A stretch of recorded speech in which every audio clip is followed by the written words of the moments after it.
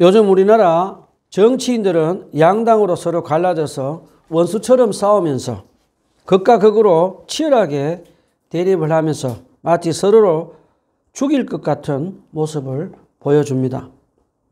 저는 양당 국회의원들이 국회에서 회의하는 모습을 보면서 저 사람들 정말 나라와 국민들을 위해서 일하는 사람으로 뽑힌 사람들인가 하는 의심이 들 때가 많이 생깁니다. 새해가 바로 코앞인데 아직 내년 국가 1년 예산안도 국회에서 합의를 보지 못하고 있습니다. 그런데 안타깝게도 정치인들뿐만 아니라 또 우리 국민들도 둘로 나뉘어서 회의를 하며 마치 서로를 죽이려고 싸우는 것처럼 서로 다른 정치 견해가 다른 사람들을 서로 원수처럼 싸우고 있습니다.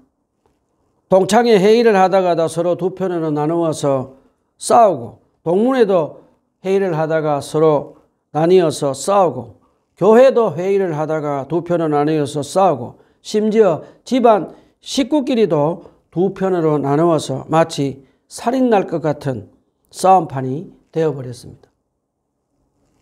하루빨리 예수 그리스도의 사랑으로 서로 다른 정치적 의견으로 둘로 갈라진 사람들이 화해와 평화를 이루도록 기도해 봅니다. 오늘 우리가 배울 사도행전 15장에서도 초대교회에서도 유대인 그리스도인들과 이방인 그리스도인들이 서로 교리 문제로 서로 다투고 논쟁을 하며 다투는 일이 있었습니다. 그럴 때 초대교회는 이 문제를 어떻게 해결했는지 한번 알아봅시다.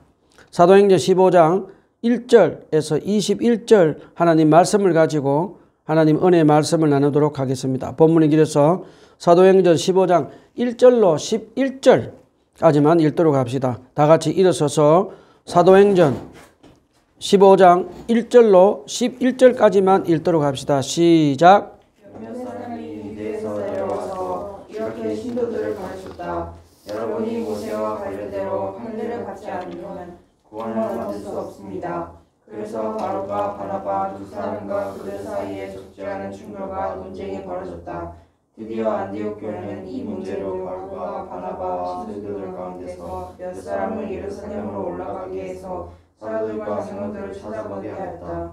그들은 교회의 전송을 밖으로 쏘아서 페니키아와 사마리아를 거쳐가면서 이방 사람들이 회개하는 일을 이야기하였다. 그리하여 그들은 그곳의 모든 신도들을 매우 기쁘게 하였다. 예루살렘에 이르러서 그들은 교회와 사도들과 장로들에게 환영을 받고 하나님께서 그들과 함께 행하시는 일들을 모두 보고하였다. 그런데 바리새파에 속하였다가 신도가 된 사람이 있어서 이방 사람들에게도 할례를 해야 하고 모세의 율법을 지키도록 명하여야 합니다 하고 말하였다. 사람들과 장로들이 이 문제를 다루려고 하였다. 많은 논쟁을 한 뒤에 베드로가 일어나서 그들에게 말하였다. 형제 여러분, 여러분이 아시는 대로 하나님께서 일찍이 여러분 가운데서 나를 택하셔서 이방 사람들도 내가 전하는 복음의 말씀을 듣고 믿게 하셨습니다. 그리고 사람의 마음속에 하시는 하나님께서는 우리에게 주신 것과 같이 그들에게도 성령을 주셔서 그들을 인정해 주셨습니다. 하나님께서는 그들의 믿음을 보셔서 그들의 마음을 깨끗하게 하시고 우리와 그들 사이에 아무런 차별을 두지 않으셨습니다. 그런데 지금 여러분은 왜 우리 조상들이나 우리가 다 감당할 수 없다는 공예를 제자들의 목에 대서 하나님을 시험하는 것입니까? 우리가 주 예수의 은혜로 구원을 얻고 그들과 꼭 마찬가지로 주 예수의 은혜로 구원을 얻는다고 우리는 믿습니다. 저번 주에는 사도행전 14장에서 사도 바울과 바나바 사도가 성령님의 도우심으로 많은 고난 가운데서도 예수 그리스도의 복음을 유대인들과 이방인들에게 전하고 1차 선교 여행을 마치고 자기들을 선교사로 파송한 안디옥 교회로 돌아왔습니다. 그런데 오늘 본문 15장 1절로 2절에 보면 바울과 바나바 두 사도가 이방 선교를 하고 오는 동안에 예루살렘에서 내려온 몇 사람의 그리스도인들이 안디옥 교회에 와서 이방인 그리스도인들이 할례를 받지 않으면 구원받지 못한다고 가르치고 있었습니다. 그 소리를 듣고 바울과 바나바 두 사도는 구주 예수 그리스도를 믿음으로 구원받는다고 외치며 할례를 받아야 구원받는다고 가르치는 사람들과 논쟁을 하며 다투기를 거듭했습니다. 우리가 잘 아는 대로 서로 다른 교리 문제로 이 정도 다투면 많은 교회들은 서로 나누어져 버리고 사탄의 먹이가 되어버리는 교회가 많이 있는 것을 알 수 있습니다. 제가 영국에 전도사로 있었던 교회는 한 500명 정도 되는 사람들이 모이는 곳이었습니다. 담임 목사님이 유럽 선교를 하고 싶은 비전을 말하자 재정장로님들 간에 서로 다른 의견으로 악한 사단의 공격을 받아서 그 악한 사단의 공격을 이겨내지 못하고 결국 성도들은 뿔뿔이 흩어지고 결국 교회가 없어지는 안타까운 모습을 보기도 했습니다. 자, 그런데 안디옥 교회는 할례를 받아야 구원받는다는 이 문제로 이제 둘로 나뉘어져 논쟁을 하며 다투기를 거듭하다가 이제 어떻게 결론을 내립니까? 안디옥 교회에 신실하고 지혜로운 그리스도인들이 바울과 바나바 두 사도와 몇 사람의 할례를 받아야 구원받는다는 유대적인 그리스도인들과 함께 교회 공동체의 중심인 예루살렘 교회를 보내서 공인된 권위를 가진 사도들과 장로에게 이 문제를 해결해 달라고 합니다. 본문 15장 3절 4절에 보면 바울과 바나바 두 사도는 몇 사람의 신도들과 함께 베니게와 사마리아에 있는 그리스도인들에게 이방인들이 예수 그리스도를 믿고 구원받은 기쁜 소식을 함께 나누며 드디어 이제 두 사도와 몇 사람의 그리스도인들은 예루살렘 교회의 사도들과 장로들의 뜨거운 환영을 받으며 이제 도착을 합니다. 바울과 바나바 두 사도는 성령께서 두 사도를 통해서 많은 이방인들이 할례를 받지 않고도 예수 그리스도를 믿고 구원하신 일들을 증거로 내세우며 예루살렘 교회 사도들과 장로들에게 보고를 합니다. 자, 그러자 본문 15장 5절 6절에 보면 바리새인 출신으로 그리스도인들이 된 사람들이 즉각적으로 바울과 바나바 두 사도에게 반격을 합니다. 안디옥 유대인들은 할례를 받아야 구원받는다고 가르치는데 이들은 이제 할례도 행하고 모세의 율법도 다 지켜 행하라고 강하게 이제 두 사도에게 공격을 합니다. 자, 이제 두 진영 간에는 논쟁이 팽팽해지고 긴장감이 흐르는 것을 본 사도들과 장로들은 공식적인 회의를 열기로 합니다. 예루살렘 공의회는 사도들과 장로들 그리고 바울과 바나바 두 사도 그리고 할례와 모세 율법으로 구원받는 데는 바리새인 출신 그리스도인과 다 같이 함께 모여서 이제 회의를 합니다. 양측의 변론과 논쟁으로 시작된 회의는 한치의 양보도 없이 팽팽하게 진행이 됩니다. 자, 이제 본문 15장 7절로 11절에 보면 한참 회의가 무르익어갈 무렵에 복음 전파에 열정적인 사도 베드로가 일어서서 자기가 경험한 간증을 이제 말을 합니다. 사도 베드로는 성령님의 인도로 이방인 고넬료 집안에서 복음을 전하자 할례도 받지 않고 모세의 율법을 다 지켜 행하지도 않은 이방인들에게 하나님은 차별 없이 유대인들과 동일하게 성령 세를 베풀고 죄를 뉘우치고 예수 그리스도를 믿고 구원받는 은혜를 받고 물세례를 준 경험을 이제 이야기합니다. 그러면서 사도 베드로는 본문 15장 10절에 보면 베드로 사도는 왜 우리 조상들이나 우리가 다 감당할 수 없던 멍해라고 하며 율법 전수 의무가 얼마나 가정하고 혹독한 것인가를 주장을 합니다. 그러면서 베드로 사도는 우리도 지키지 못하는 것처럼 혹독하고 가중한 율법 준수를 이방인 그리스도인들에게 요구합니까? 그것은 부당하지 않느냐라고 하며 바리새인 출신 그리스도인들을 나무라합니다. 자, 사도 베드로의 말처럼 지금도 많은 이단들은 그들을 따르는 사람들에게 얼마나 많은 노동과 수많은 무거운 가르침으로 짐을 지우게 하고 사람들을 집단으로 가두어서 혹독하게 다루는지를 볼 수가 있습니다. 우리는 이런 이단적인 교회들을 경계하고 조심을 해야겠습니다. 자, 이제 그러면서 베드로 사도는 그의 주장에 이제 결론을 냅니다.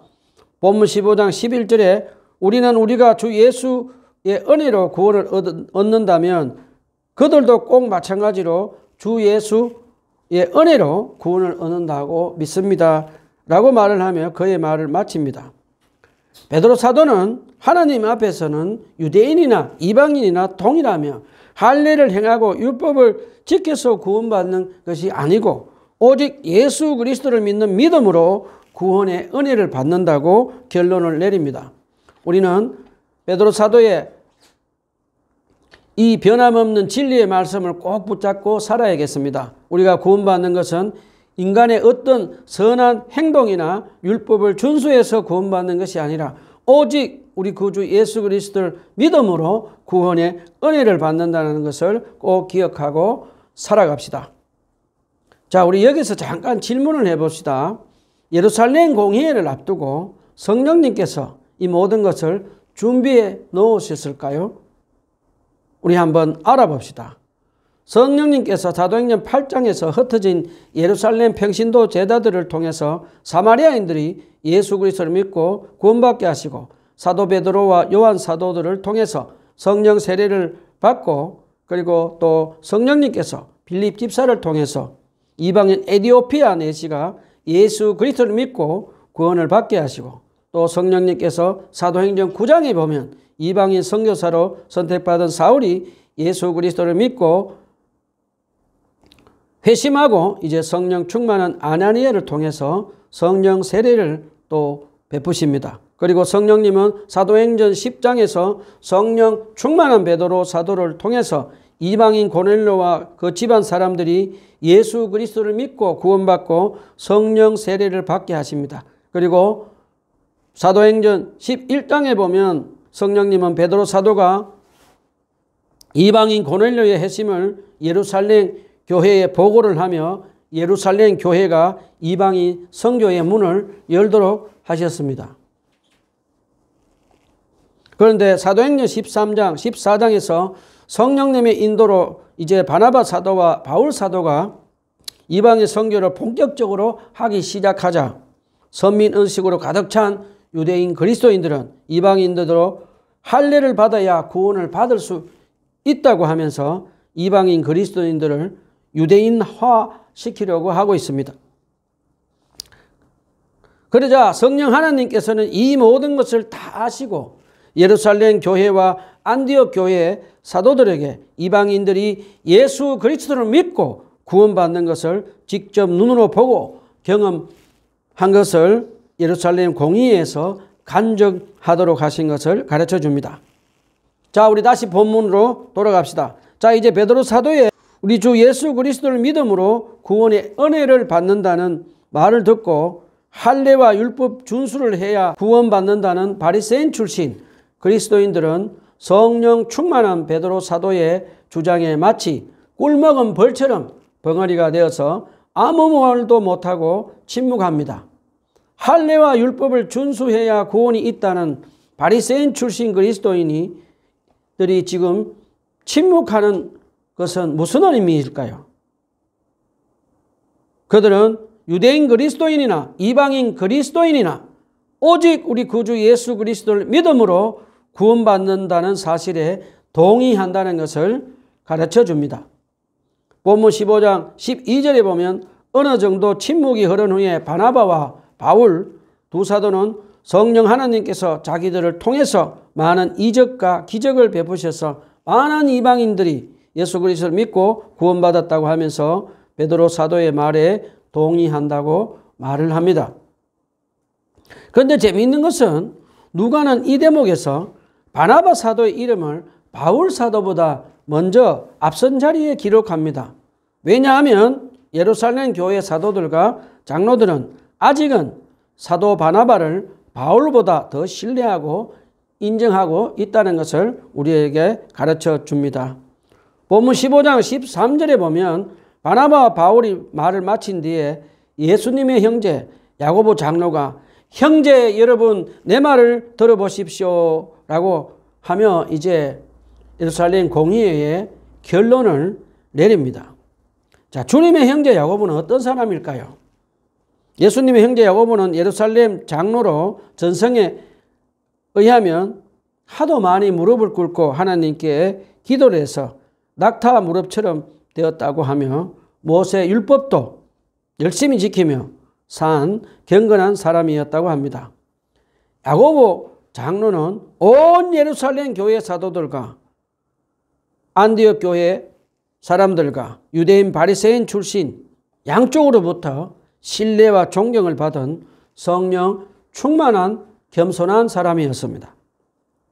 본문 15장 14절에 보면 자 이제 예루살렘 사도들과 유대인 바리새인 출신 그리스도인 양쪽으로부터 신뢰와 존경을 받는 야고보 사도는 먼저 베드로 사도의 이방인 선교의 말을 지지를 합니다. 그 다음에 야고보 장로는 성령님의 인도로 구약의 아모스 9장 11절로 12절 말씀을 가지고 이방 선교의 정당성이 구약으로부터 온 것을 강조를 합니다. 본문 15장 16절에 보면 이후에 내가 다시 돌아와서 무너진 다윗이 집을 다시 짓겠으니 허물어진 것을 다시 고치고 그 집을 다시 세우겠다라고 말을 합니다. 야고보 장로는 이스라엘이 바벨론에 정복되어 다윗의 장막이 무너졌으나 메시아이신 그리스도께서 이 땅에 오셔서 그 무너진 다윗의 장막을 주께서 새롭게 일으키신다고 합니다. 그러면서 야고보 장로는 유대주의자들이 주장하는 율법 시대는 지나가고 복음의 시대가 도래했음을 가르칩니다. 누구든지 예수 그리스도를 믿는 자마다 구원받고 하나님의 백성이 되는 새로운 메시아 왕국이 도래했음을 선포를 합니다. 그러면서 야고보 장로는 본문 15장 17절에서 남은 사람들, 즉 남은 유대인들과 예수 그리스도를 믿고 구원받은 이방인들이 메시아 왕국에 들어가서 하나님의 백성이 될 것을 선포합니다. 그리고 야고보 장로는 이방인들도 예수 그리스도를 믿고 하나님이 택한 백성이 되었음을 한 번 더 강조를 합니다. 본문 15장 18절에 보면 야고보 사도는 하나님께서 구약의 선지자 이사야, 아모스 선지자를 통해서 이방인의 구원을 예언하신 대로 이제 이루어지고 있으면서 계속해서 이방인의 선교와 이방인의 구원은 필연적이라고 이제 강조합니다. 본문 15장 19절 20절에서 야고보 장로는 이제 예루살렘 교회 사도들과 바리새인 출신 유대적인 그리스도인들 양쪽으로부터 존경과 공인된 거룩한 건의로 이제 예루살렘 공의회에 결론을 내립니다. 15장 19절에서 야고보 사도는 그러므로 나의 판단으로는 하나님께로 돌아오는 이방 사람들을 괴롭히지 말고 또 20절입니다. 다만 그들에게 편지를 보내서 우상에게 바친 더러운 음식과 음행과 목매어 죽인 것과 피를 멀리 하라고 하는 것이 좋겠습니다 라고 하며 결론을 냅니다. 자, 야고보 장로의 결론을 보면서 무슨 생각이 드십니까? 야고보 장로의 결론은 얼마나 지혜롭고 멋진 절충안인지 모르겠습니다. 왜냐하면 야고보 장로는 유대인 그리스도인들에게 이방인 그리스도인들에게 할례나 율법 준수를 강요해서 이방인 그리스도인들을 힘들게 하지 말라고 권면을 하면서 그 다음에 야고보 장로는 이방인 그리스도인들에게는 우상에게 바친 더러운 음식과 음란한 성행위와 목매어 죽인 것과 피체 음식을 먹지 말라고 권면하면서 유대인 그리스도인들의 비위를 손상시키지 말도록 권면을 합니다. 야고보 장로의 이 권면하는 말을 보면서 얼마나 지혜롭고 정말 멋진 절충안인지 참으로 존경스러운 마음이 떠나지 않습니다. 자, 이제 야고보 장로는 본문 15장 21절에서 또 인자하게 이렇게 말을 합니다. 안식일마다 해당해서 출입하는 이방인 그리스도인들은 유대인 그리스도인 교사들의 가르침을 받아서 이미 어느 정도 율법을 알고 있었고 예루살렘 공의에서 지금 가르친 4가지 조항도 알고 있었음을 우리에게 가르쳐 줍니다. 그러면서 이 이방인들 그리스도인들이 4가지 조항을 잘 모르는 사람은 유대인 그리스도인들 교사들을 통해서 배우라는 인자한 겉면의 말도 합니다. 자, 이제 야고보 장로의 예루살렘 공의의 결론을 말하자 거기에 모인 모든 그리스도인들이 만장일치로 야고보 장로의 결론의 겉면에 찬성을 합니다. 우리 여기서 잠깐 질문을 한번 해봅시다. 어떻게 야고보 장로의 결론에 예루살렘 공의의 사람들이 만장일치로 찬성을 했을까요? 사도행전 15장 28절에 보면 야고보 장로는 성령님과 함께 예루살렘 공의회를 인도하며 강제로 자기 뜻대로 공의의 결론을 내리지 않고 성령님 뜻에 순종해서 성령님의 도우심으로 지혜롭게 결론을 내리자 성령님께서 예수 그리스도의 사랑을 유대인 그리스도인들과 이방인 그리스도인들에게 부어주셔서 서로 화해하고 평화를 누리며 살게 되었다고 고백을 합니다. 자, 이제 성령님의 인도와 뜻에 순종한 예루살렘 공의회는 사도 바나바와 바울에게 편지를 써서 다른 몇 사람들과 함께 이방인 교회들에게 보냅니다. 저는 야고보 장로의 영적인 존경을 받고 신뢰를 받으면서 모든 그리스도인들이 존경하는 그 영적 리더십을 보면서 우리 한국 교회에 야고보 사도와 같은 영적 리더십을 가진 영적인 어른이 한 분 계셨으면 참 좋겠다는 그런 생각을 해보기도 했습니다. 자, 이제 야고보 장로의 결론으로 기독교는 오직 예수 그리스도를 믿음으로 구원받는 복음은 유대교와 다름을 이제 가르치고 초대교회에서 복음과 율법을 바르게 해석하게 되었습니다. 그 다음에는 예루살렘 공의회를 통해서 성령님께서 사도 바울과 바나바 사도의 이방 선교는 더욱더 활발하게 되었고 특별히 바울 사도는 예루살렘 사도들로부터 이방인 선교사로 사도로 공인을 받는 계기가 되었음을 가르쳐 줍니다. 여러분이 다니는 교회에 어떤 분쟁이 생기면 여러분은 어떻게 해결하십니까? 안타깝게도 한국 교회는 초대 교회처럼 성령님과 함께하며 하나님 뜻에 순종하며 화해와 평화를 이루도록 해결해야 되는데 한국 교회는 지금 교회 회의를 할 때 세상과 똑같은 방법으로 진행을 하며 갈등이 해결되지 않으면 세상 법정으로 가서 세상 사람들과 갈등과 분쟁을 해결하는 안타까운 모습을 봅니다. 이 말씀을 정리합시다. 우리는 어떻게 살아야 합니까? 첫째는 우리는 하나님의 아들 예수 그리스도께서 우리 죄를 대신해서 십자가에 죽으시고 부활하셔서 우리에게 영원한 생명을 주신 것을 믿음으로 구원받는 것을 잊지 말고 살아갑시다. 두 번째는 우리 모두 예루살렘 초대교회처럼 성령님과 함께 우리 교회에 갈등이 있을 때 세상 법정에 호소하지 말고 몸된 교회 지도들과 함께 이기적인 욕심과 개인의 감정을 내려놓고 성령님이 주시는 예수 그리스도의 사랑으로 서로 화해하고 평화를 누리는 교회가 되도록 합시다. 기도합시다.